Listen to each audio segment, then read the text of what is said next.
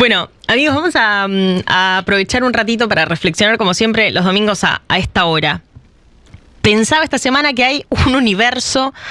extraordinario atrás del muro de las famosísimas retenciones. Esta semana me nacía la reflexión de una nota que di, que hice, no entrevisté, sino que ese es mi rol como más cómodo. Me entrevistó un colega que respeto mucho de Bichos de Campo, Matías Longoni, y me propuso una charla sobre nuestro laburo, pero en vez de tenerla fuera del aire, grabada. Que no es algo tampoco tan habitual, me da un poquito de vergüenza, pero ahí nos pusimos a hablar de algunas cosas y recordé algo que pensaba cuando empecé a hacer radio, en Radio Colonia, que es una radio acá hermana de Rivadavia, allá por el 2019. ¿Se puede hacer un programa diario de agro sin caer en hablar de retenciones de lunes a viernes? Eso era lo que me preguntaba antes de arrancar, porque claro, inclusive era de lo que sentía yo, que el campo hablaba todo el tiempo y siempre me generaba muchas dudas. Pensaba, me voy a aburrir yo, voy a aburrir a los oyentes, etcétera. Descubrí que sí, que se puede hablar de otra cosa. De hecho, lo hice por 4 años en esa radio. Créanme que no hablamos todos los días de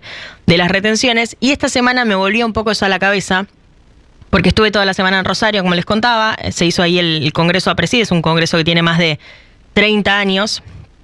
que es famoso por ser el lugar, el momento en el que el agro tiene más de 100 charlas en menos de 3 días para hablar de ciencia aplicada al campo, en su mayoría de ciencia tal como la conocemos, de la que hacen los biólogos, los agrónomos, los fitomejoradores, los veterinarios, etcétera,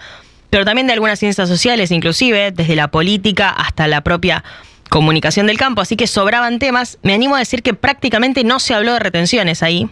sino más bien de todo lo que hay atrás y, ¿por qué no?, de todo lo que, como siempre decimos, en el lamentable potencial del agro, que usamos tanto, de lo que podría haber. Lo más parecido a las retenciones que escuché o que hice fue retener, en mi caso en serio, porque lo retuve y ahora se los devuelvo a ustedes en forma de reflexión, algunos de esos temas en un congreso, como les digo, con más de 12.000 personas, en los que casi no se habló de impuestos. Quería traer varias cosas que me parecieron interesantes que pasaron ahí adentro, pero la verdad pensaba, si tengo que traer todo eso, tengo que llenar el programa de entrevistas de 20 minutos de temas técnicos súper interesantes, pero técnicos al fin y específicos, y la verdad no era viable. Así que, con perdón de los agrónomos y de los veterinarios, que de paso les mandamos un beso gigante porque fue su día esta semana, y les agradezco por la esperanza, la enseñanza y la paciencia para que entendamos cosas. Así que con ese agradecimiento les pido perdón de paso y voy a hacer mi propio raconto de algunos otros temas que pasan desapercibidos y que para mí son casi iguales de importantes. Había, por ejemplo, legisladores y agrónomos pensando juntos los detalles de una deuda histórica del campo que no son las retenciones, que es la ley de fitosanitarios para que Argentina deje de tener casi tantas normativas como municipios a lo largo del país, con la dificultad que eso representa para los que laburan de eso. Pensemos que tienen que ir viendo qué decidió. Ok, soy contratista, tengo una pulverizadora, tengo que ir viendo qué decidió el concejal de Carlos Tejedor, muchos de ellos en cualquier lugar sin tener mucha idea del tema. Si me mudo a Pehuajó, a 70 kilómetros, tengo que ver qué decidió ahí el concejal y aplicar en función de eso. O sea, hoy así se trabaja en Argentina. Se está buscando una ley nacional que pueda englobar eso y que también haga que los productores dejen de tener que defenderse en litigios, porque hoy las cuestiones vinculadas a las aplicaciones de fitosanitarios, por esta dificultad que falta uniformidad en la normativa, se encuentran teniendo que defenderse en la justicia muchas veces de denuncias sin poder prevenir, sin poder anticiparse, sin cuidar del todo a la gente, a la producción, al ambiente, etcétera. Así que se hablaba ahí de algo que me parece muy interesante, como esa ley de fitosanitarios, que insisto con que ya hubo intentos, porque es una deuda bastante histórica del campo, pero ahí se mostró que hay ya algunos consensos. Se habló mucho de suelos, ese es el congreso donde más se habla de suelos, me parece, en Argentina. De hecho, pensaba esta semana, el lema del congreso era nuestro suelo, nuestra voz, si yo no me equivoco. Sofi me confirma con la cabeza. Nuestro suelo, nuestra voz, justo en la semana en la que se debatía toda la cuestión de ley de tierras, de la que vamos a hablar un poquito después, pero ahí se hablaba mucho del cuidado de los suelos, tanto que se presentó, por ejemplo, una guía técnica para recuperar suelos degradados que hicieron el INTA, la Secretaría de Agricultura, el propio APRESID, una empresa, una multinacional como Singenta. Todos laburaron juntos en una especie de manual ABC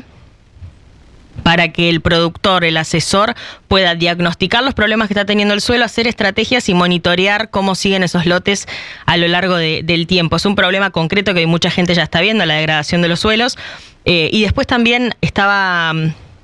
Peco, nunca me acuerdo su nombre real, creo que es Horacio Repeto, que es un agrónomo de esos de vocación,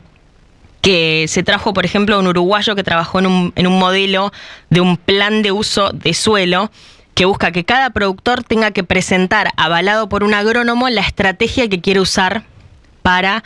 en adelante, digamos, la rotación que va a hacer, cómo va a cuidar su propio suelo, que obviamente es algo que acá cuando se conoció la iniciativa local generó mucha polémica, pero en definitiva que sean esos lugares donde está lleno, salas llenas enteras de agrónomos, de productores, se debata eso y se entienda el modelo, por ejemplo, de un país vecino como Uruguay, me parecía buenísimo. Se habló de la propia siembra directa, naturalmente,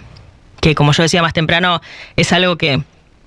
puso, una práctica que puso a la Argentina en el mapa mundial de los pioneros de la agricultura, que sirvió mucho en ese momento, que hoy, como práctica, no es lo que supo ser, o sea, no está lo implementada que supo estar. La idea de no labrar más el suelo trajo algunas consecuencias, aparecieron problemas de malezas, entre otras cuestiones, y hoy se está pensando bastante en cómo volver a convencer a los productores, ya no de la labranza cero del suelo, sino de hacer un sistema integrado, pero que no deje de contemplar las necesidades, que contemple las rotaciones, las coberturas, etcétera, y que no vuelva a dejar a los suelos ante la posibilidad de la famosísima erosión hídrica o eólica, que se vuelen, por ejemplo, y que perdamos volumen de suelos en Argentina. Después se habló de chicharrita. ¿Se acuerdan de esto?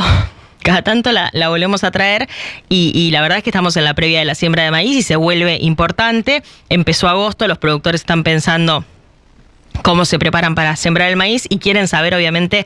qué pasa este año con ese trending topic de hace 2 campañas, que fue la chicharrita, esta plaga que por varios factores se salió de esa zona endémica, de esa zona habitual que era el norte de la Argentina y bajó a otras regiones, tanto que se terminó llevando 20%.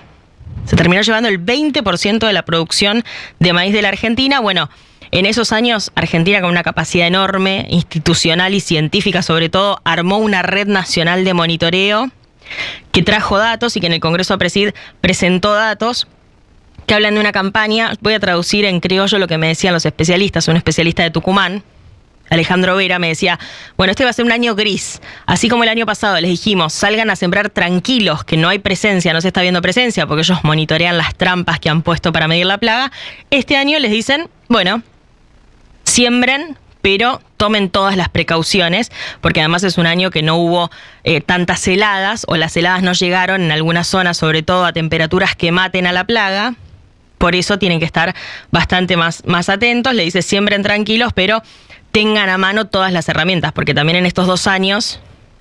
el propio sistema sanitario, el mismo SENASA inclusive,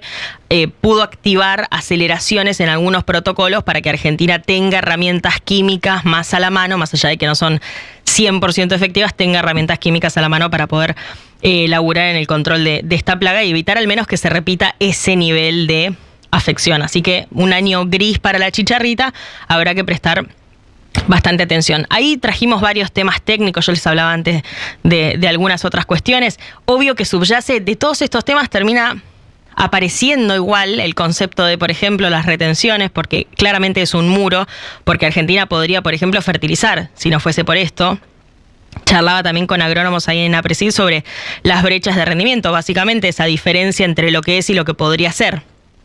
Lo que está cosechando hoy un productor en cada hectárea en Argentina y el potencial que con esa semilla y un buen manejo podría cosechar. Hoy esa brecha, esto es una generalización y me lo explicaban bastante bien los agrónomos ahí. Es una generalización porque es un promedio,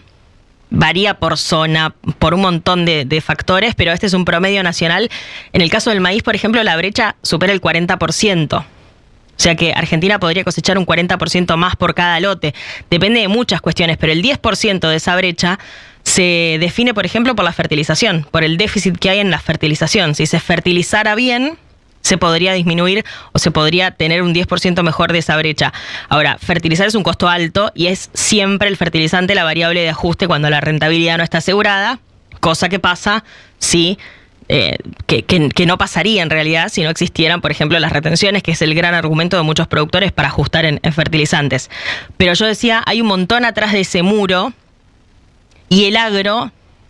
y esto me parece que está bueno, la verdad, el agro no le tiene miedo a evitar ese montón de cosas que están del otro lado del muro y que es claro. Yo esta semana también ahí en APRESID le preguntaba a un dirigente interesante, muy joven, claro, sobre algunas posturas que no vi que expusieran estos días, y me decía, sobre todo sobre temas de regulaciones, y me decía